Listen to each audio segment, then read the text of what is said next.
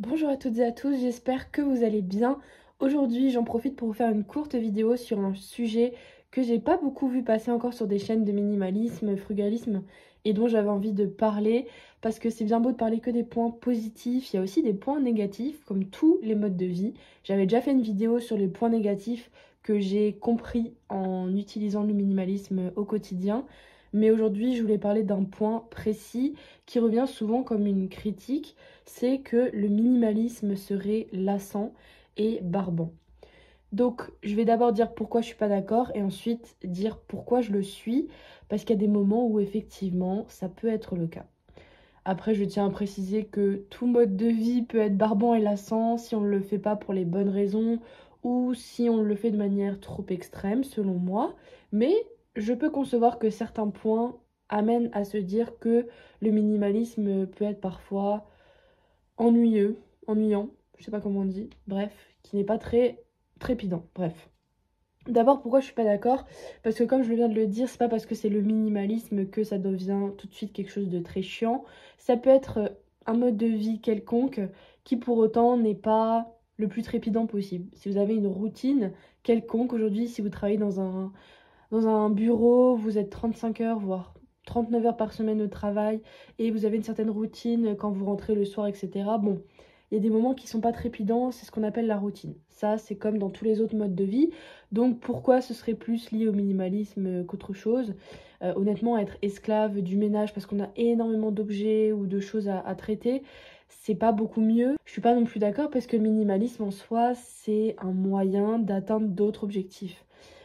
Pour moi, l'objectif principal de ma vie, c'est pas d'être minimaliste. C'est que le minimalisme m'emmène vers certains objectifs.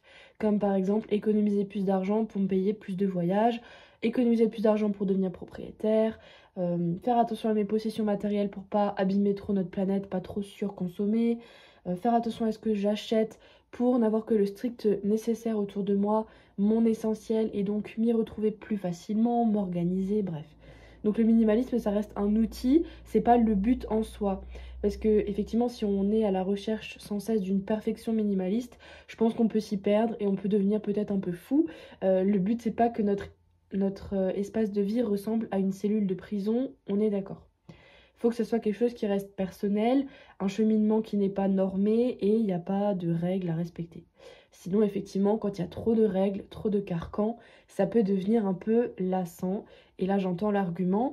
Et c'est pourquoi je suis un peu d'accord aussi. Le minimalisme tel qu'il est vendu aujourd'hui sur les réseaux sociaux de manière extrême, et ben en fait, on nous vend des intérieurs où il n'y a rien sur le sol, les murs sont blancs, immaculés, dit-elle avec des murs blancs. Bon, moi je loue cet appartement, c'est pas à moi et je vais pas investir dans de la peinture, mais ça me dérange pas d'avoir des murs épurés et blancs. L'idée c'est que oui, le minimalisme esthétique, il peut être lassant parce qu'en fait, il n'y a rien à regarder. C'est comme les peintures minimalistes, le courant artistique, c'est parfois des toiles vierges, en fait, des toiles vides avec une ou deux couleurs, pas plus, des traits très fins, des choses un peu abstraites.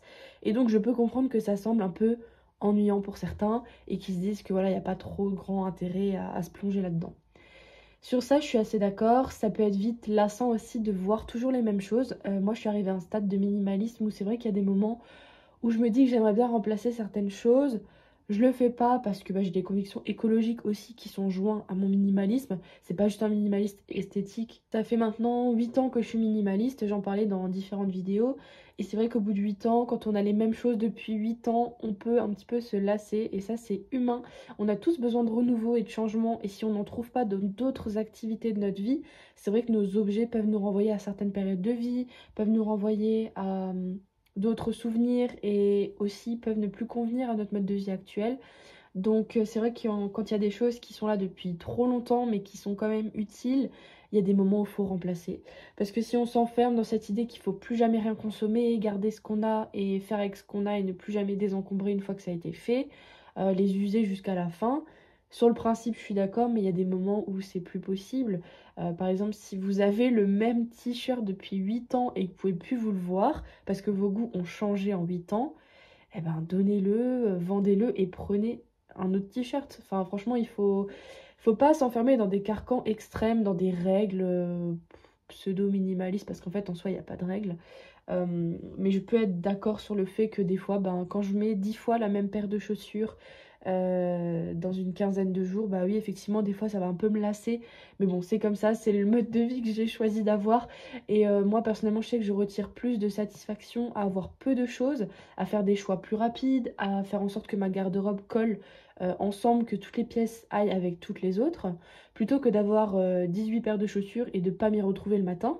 Ça, c'est mon avis. Et j'ai pas envie de mettre mon argent dans 18 paires de talons, 25 paires de baskets, quand je peux en avoir deux trois qui font l'affaire. Donc c'est encore une fois une question de choix, mais je suis d'accord sur le fait que voir régulièrement toujours les mêmes choses, ça peut faire en sorte qu'on se lasse. C'est pour ça que plein de minimalistes, en fait, hormis le fait qu'ils possèdent peu, ont un mode de vie riche. C'est-à-dire que c'est des gens qui voyagent pas mal, qui vont partir en sac à dos, qui vont faire des sorties en van, par exemple. Ça va être des gens qui, ok, ont une tiny house, mais qui vont pouvoir explorer du coup la nature environnante, qui vont beaucoup marcher, changer d'environnement, pas toujours rester enfermés dans les quatre mêmes murs avec les mêmes choses depuis des années. Sinon, effectivement, ça a un côté redondant. Et après, je trouve que le point sur lequel je suis d'accord aussi, c'est que le minimalisme est présenté comme quelque chose avec beaucoup de règles, dont j'en parlais à l'instant. Il faut pas posséder telle chose, il faut posséder tel nombre d'objets, faire comme ceci, faire comme cela. Si tu es minimaliste, alors tu. Et ça, c'est des règles et des conditions que on peut énoncer, hein. Même moi, sur ma chaîne, j'ai donné des conseils en ce sens. Mais ça reste une démarche personnelle. Et je pense que à partir du moment où on veut trop coller à une image, de toute façon, on se lasse. Parce qu'on ne peut pas rester la même personne avec la même image pendant autant de temps. Il y a des moments où il faut s'autoriser à racheter des choses. Il y a des moments où il faut déroger un peu à son minimalisme. Je sais qu'il y a souvent des gens qui me posent la question, moi j'ai une grande bibliothèque avec plein de livres, est-ce que je suis encore minimaliste? Bien sûr.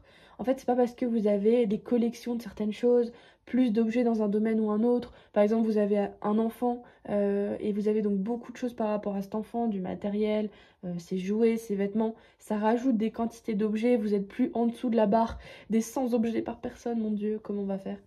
Il n'y a pas de souci. Donc honnêtement, le minimalisme, pour pas qu'il soit barbant et lassant, il faut l'utiliser comme un moyen d'atteindre ses objectifs. Moi, ça me permet d'avoir plus de temps, plus d'argent, plus d'énergie pour faire autre chose. Mais en soi, en fait, j'en oublie même que je suis minimaliste parce que si on en devient obsédé par un esthétique blanc épuré, effectivement, on va se lasser. Parfois, il est nécessaire de s'écouter. Je pense qu'au fond de nous, on sait ce qui est bon ou pas pour nous, on sait si le mode de vie il est fait pour nous ou pas. Vous pouvez vous essayer à ça pendant quelques temps, voir si ça vous plaît. Mais si vous trouvez ça chiant et barbant, eh ben, ne devenez pas minimaliste. En fait, les gens parfois se sentent peut-être un peu coupables par rapport à leur consommation, etc. Et oui, pour moi, il faudrait se remettre en question sur ça, surtout si on surconsomme énormément. Mais en fait, finalement, le mode de vie, il est adapté par ceux qui le veulent bien et on n'a pas à l'imposer. Effectivement, sinon ça va devenir très embêtant. Voilà. Donc, je peux entendre les critiques sur le minimalisme, il y en a parfois régulièrement sur la chaîne. Si vous avez d'autres critiques que vous voulez que j'aborde, que vous avez déjà entendues, qu'on vous a déjà dites plusieurs fois, si vous voulez qu'on les analyse un petit peu ensemble, il n'y a pas de souci, avec grand plaisir. J'espère vous retrouver prochainement pour une nouvelle vidéo, j'essaye de reprendre un petit rythme assez sympa. Retrouvez-moi sur Instagram, que j'ai réactivé un petit peu en ce moment. N'hésitez pas à m'envoyer un mail, écrire un commentaire, liker, vous abonner et on se retrouve très bientôt. Ciao!